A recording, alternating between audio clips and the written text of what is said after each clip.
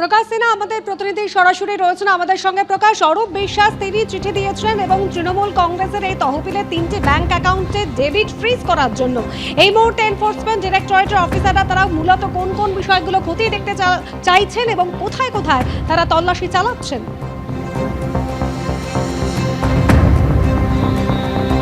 দেখো, মূলত ইডি আধিকারিকরা দেখতে চাইছেন যে টাকা কোথা থেকে আসলো, অর্থাৎ তৃণমূল কংগ্রেসের ব্যাংক অ্যাকাউন্টে যে টাকা জমা পড়েছে দিনের পর দিন বছরের পর বছর, সেই টাকা কোথা থেকে আসলো, এবং দ্বিতীয় তারা দেখতে চাইছেন যে সেই টাকা কোথায় বেরিয়ে গেল, অর্থাৎ সেই টাকা অন্যভাবে বেআইনি কাজের টাকা বিভিন্নভাবে সেই অ্যাকাউন্টে জমা পড়েছে কিনা, এবং সেই অ্যাকাউন্ট থেকে টাকা কারোর পার্সোনাল বেনিফিশিয়ার হিসেবে কোথাও পৌঁছে গেছে কিনা, বা সেই টাকা দিয়ে কোনোভাবে বেনামি সম্পত্তি তৈরি করা হয়েছে কিনা। আমি ভগবান শাহকে বলবো আরেকবার ছবি দেখাতে। সল্টলেকের যে বাড়ির সামনে আমি দাঁড়িয়ে রয়েছি, খুবই ইম্পর্টেন্ট, দেখা যাচ্ছে যে এটা কিন্তু আন্ডার কনস্ট্রাকশন বাড়ি, এবং এই আন্ডার কনস্ট্রাকশন বাড়িতে ইডি আধিকারিকরা প্রবেশ করেছেন, নিচে কেন্দ্রীয় বাহিনী জওয়ানরা, সেই ছবি সরাসরি তুমি দেখতে পাচ্ছ। কিন্তু যেটা সবচেয়ে বড় প্রশ্ন, তাহলে কি এই আন্ডার কনস্ট্রাকশনের বাড়িতে ইডি আধিকারিকরা জানার চেষ্টা করছেন তাহলে কি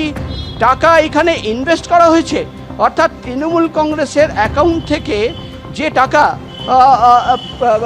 পৌঁছে গেছিল অ্যাকাউন্টে, সেই টাকা সেখান থেকে বার করে তাহলে কি বেনামি সম্পত্তি তৈরি করা, অন্যভাবে কারোর অ্যাকাউন্টে পৌঁছে দেওয়া, এই সমস্ত তথ্য সামনে রেখেই কিন্তু এখন ইডি আধিকারিকরা তল্লাশি অভিযান চালাচ্ছেন। মূলত টাকা কোথায় থেকে আসলো এবং টাকা কোথায় থেকে গেল, এটাই কিন্তু এখন ইডির তদন্তর বিষয়। অর্থাৎ একদিকে যেমন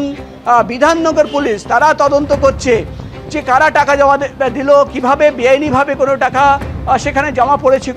ছিল কি না, কিন্তু ইডির তদন্তর বিষয় হচ্ছে যে টাকা তৃণমূল কংগ্রেসের অ্যাকাউন্টে জমা কিভাবে পড়লো এবং সেই টাকা কোথায় পৌঁছে গেছে, আলটিমেট বেনিফিশিয়ারি কারা, সেই টাকা দিয়ে কোনোভাবে বেনামি সম্পত্তি তৈরি করা হয়েছে কিনা, তৃণমূল কংগ্রেসের কোনো প্রভাবশালী নেতা এই আলটিমেটলি এই টাকা দিয়ে তিনি বেনিফিটেড হয়েছে কিনা। অর্থাৎ মূলত এবার কিন্তু স্পষ্ট যে তৃণমূল কংগ্রেসের ব্যাংক অ্যাকাউন্ট নিয়ে তদন্ত শুরু করেছেন ইডি আধিকারিকরা, এবং এবার কিন্তু এই তদন্তর মেন বিষয় হচ্ছে যে টাকা কাদের কাছে পৌঁছে গেল, আলটিমেট বেনিফিশিয়ারি কারা কারা ছিল তৃণমূল কংগ্রেসের ব্যাংক অ্যাকাউন্টের মাধ্যমে, অন্য কোনো খেলা হয়েছে কিনা, সেটাই কিন্তু এখন ইডি তদন্তর বিষয়। ধন্যবাদ প্রকাশ।